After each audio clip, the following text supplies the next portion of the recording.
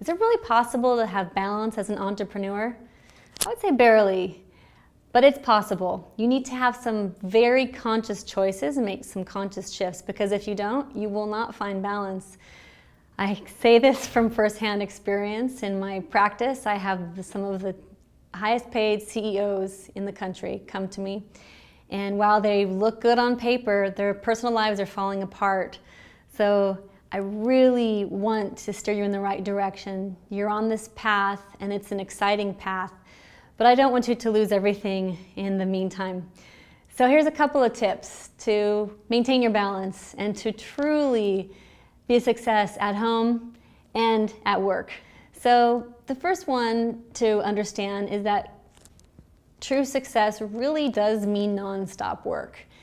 It's hard to have this balance and to really communicate that to the people in your life, the people you have relationships with. Understand that, especially with social media and smartphones, you're expected to be in touch with your customers 24/7. So with that, there are some challenges that come with that.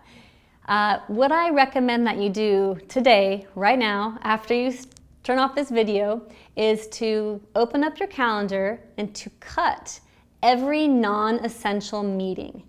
That is, to think about your social schedule and every acquaintance that you're spending time with that isn't a very close family or friend, to cut it out, unless it has to do with your business. You only have a certain number of hours a week, and it's very easy to just be friendly and want to spend time with all these people. And what that does is it hurts your family and it hurts your business. It's going to sound harsh, but it's true. And there's no greater gift I can give you from Tales from the Couch than to understand how valuable your time is, and how spending time with people who are not in those two categories doesn't serve you well.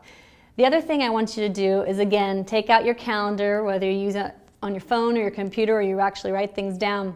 I want you to create a very strict time schedule for yourself. I want you to fall asleep at the same time every night and to wake up at the same time every night. Ideally, this would be matching with the circadian rhythm of your brain. What that means is to wake with the sun and to sleep when the sun sets, very soon after the sun sets. Maybe you stay up an hour or two after the sunset, and that's it. And what that does is it creates regularity in your brain and allows you to process stress better. And it also allows your cognitive processes to be more advanced than they are normally, especially for people that stay up until midnight or wake up maybe at 9 a.m. or 8 a.m. versus at 6:30 when the sun rises. You're going to see a huge difference. There's tons of studies on this, and I know very few people besides children who actually do this.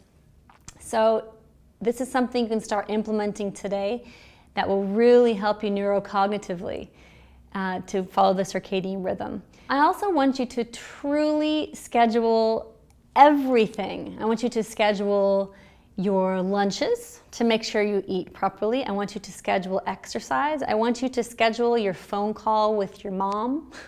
If you take your shower and it takes you 20 minutes in the morning or 15 minutes in the morning, put that in your schedule. If you have children, this is especially important because, for example, there might be a couple nights a week when you want to be home at 6 versus 8.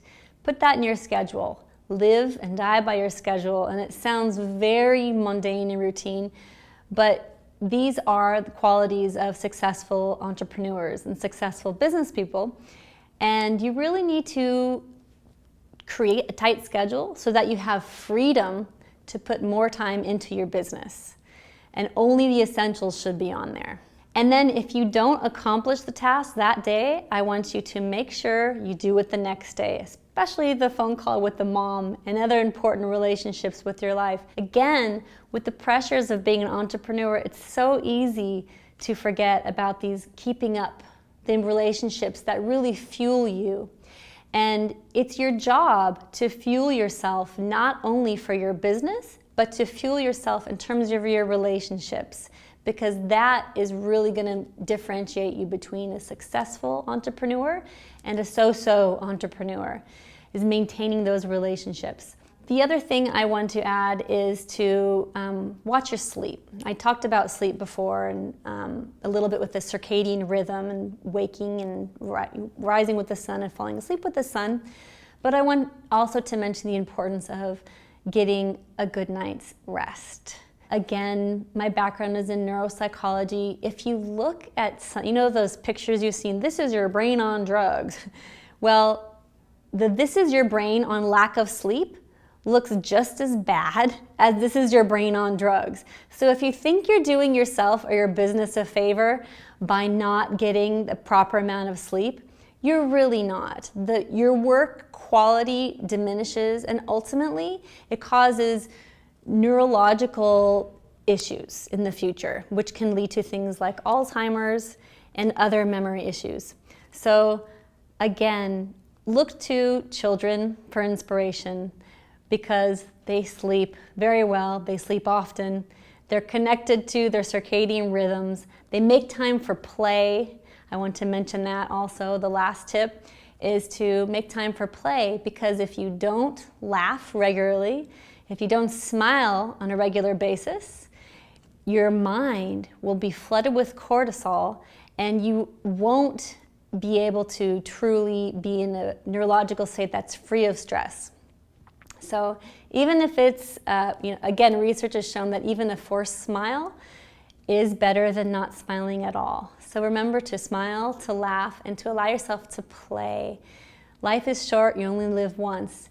And I am going to do everything I can to help you be the most successful entrepreneur.